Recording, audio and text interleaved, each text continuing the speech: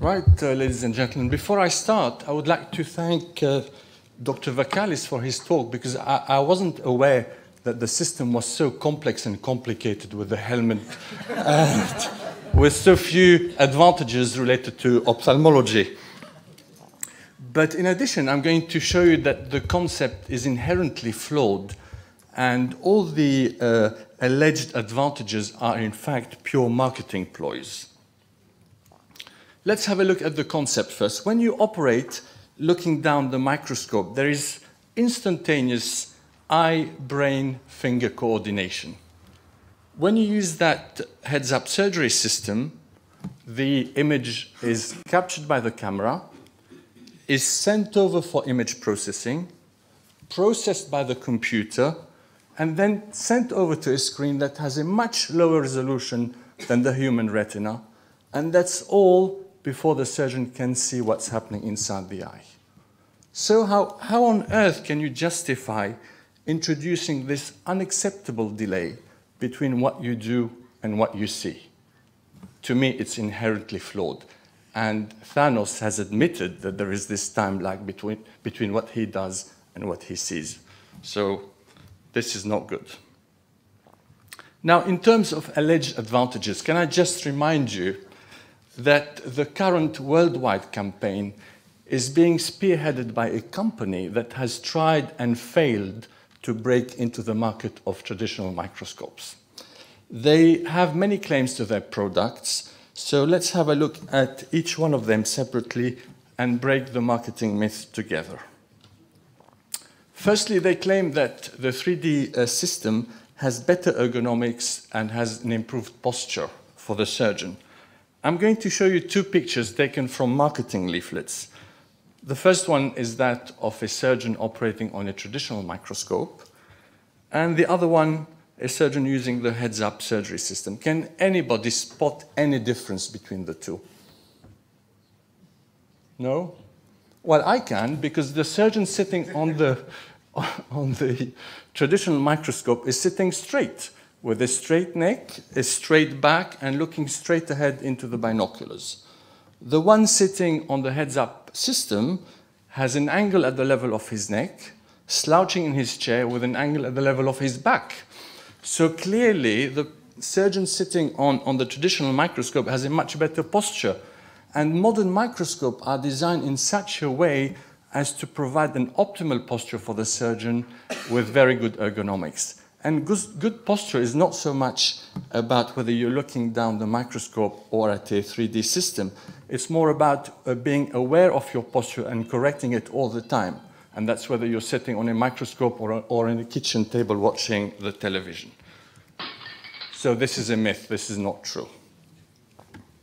Let's look at the second claim. They claim that the 3D system has a better resolution.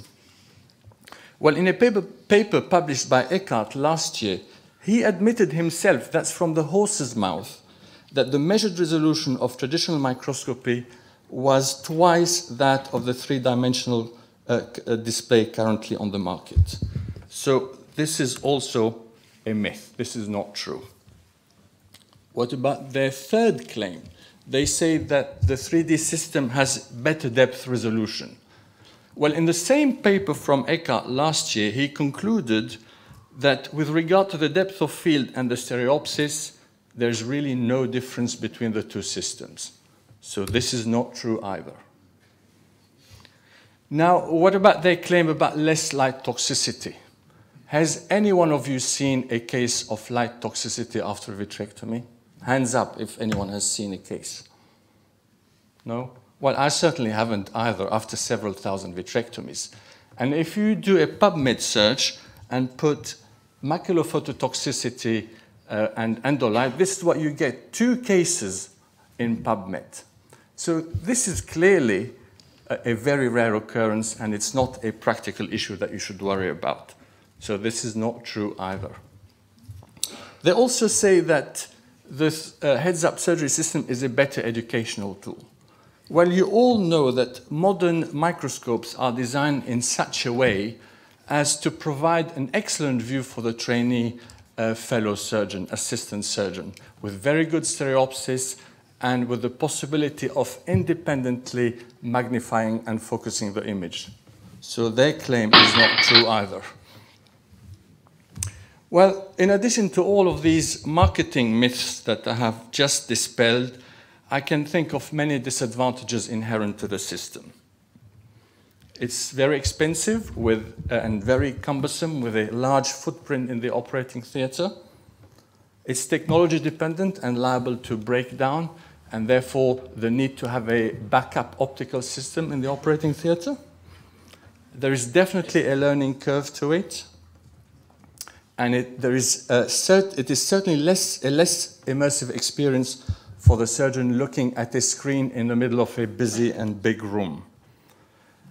Despite complex image processing, it's impossible to reproduce an image that has the same quality, color, and depth of perception as the one that you see through the traditional microscope. There is a time lag that I've just mentioned and Thanos has talked about. External maneuvers like suturing the conjunctiva can be difficult due to the hyperstereo of the camera. It's exceptionally difficult to work through multifocal IOLs, particularly when working out in the periphery. And it is particularly difficult for the assistant trainee surgeon because the screen is in front of the main surgeon, and the assistant sitting sideways will be looking at the screen at an angle, and it's therefore difficult for him to assist the main surgeon. And on a more personal note, I'm very fond of the good old surgical KISS principle, of keeping it short and simple. Einstein said, everything should be made as simple as possible, and this is very relevant to the kind of surgery that we all do. So in conclusion, ladies and gentlemen, I hope that I have convinced you that this 3D heads-up surgery system is a technology in search of an application, and it is an unnecessary toy. Oh, I have one last announcement to make for those hardliners still unconvinced about my arguments. There is on the market a new heads-up ironing system that might help you get ready for tonight's President's dinner. Thank you.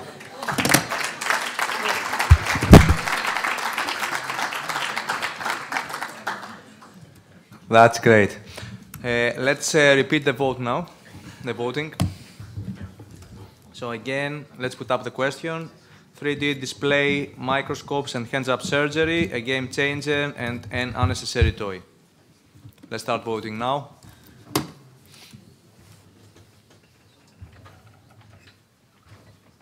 Hold on. All right, let's see the results.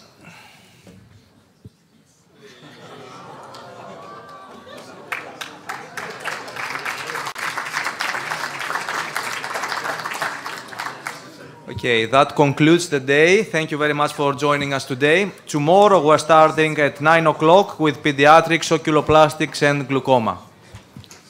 Thank you.